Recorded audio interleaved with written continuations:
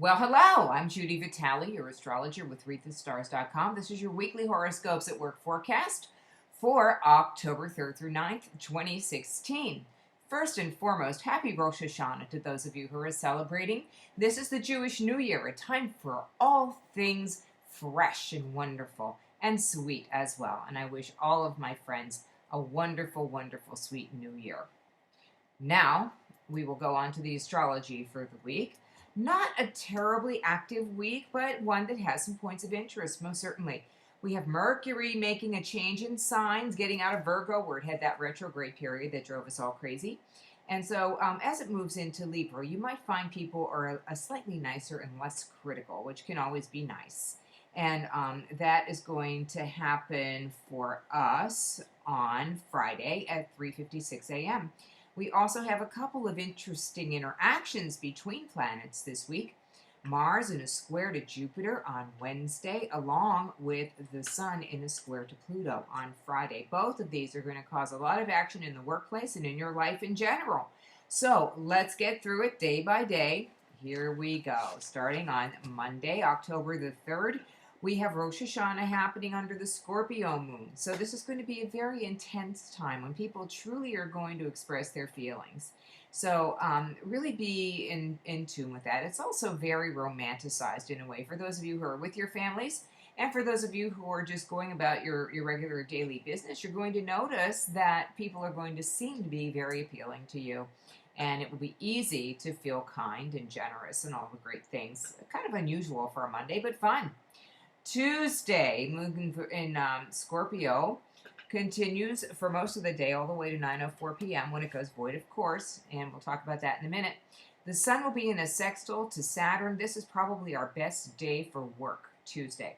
There's not a whole lot of interference, and that Scorpio moon really allows us to finish what we've started. So, as I said, with the moon going void, of course, at 9:04 p.m., at that point in time, if you have something planned for the evening, don't expect it to turn out the way you thought it would. It doesn't mean it'll be bad. It'll just be different. So be ready to go with the flow.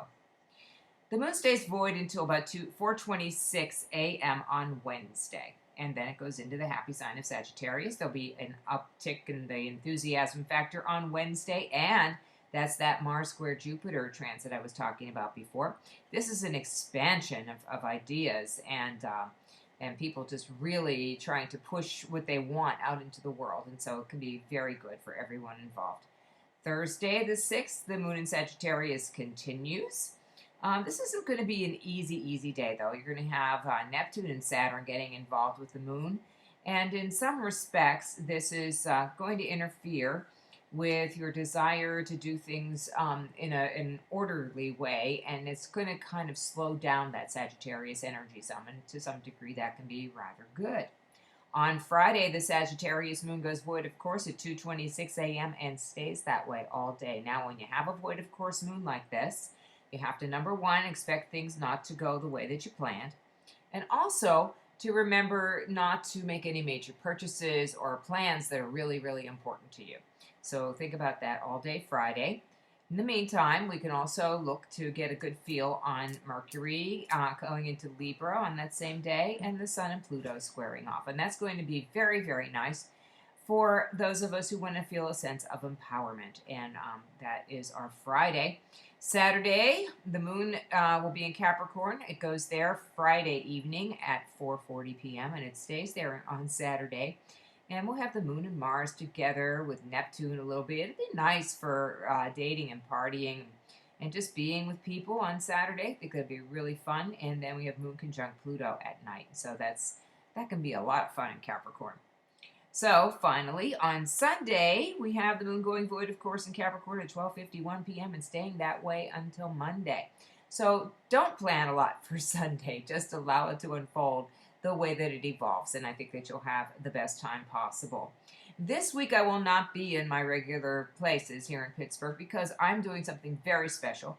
I'm going to the Heart-Centered Therapies Conference in Cleveland, Ohio at the Cleveland Clinic, and I'm going to be honored to be one of the presenters there on Saturday. So those of you who are in the Wellness Institute community, I hope I will see you, and if you're not, you can still come to our conference. It's not too late.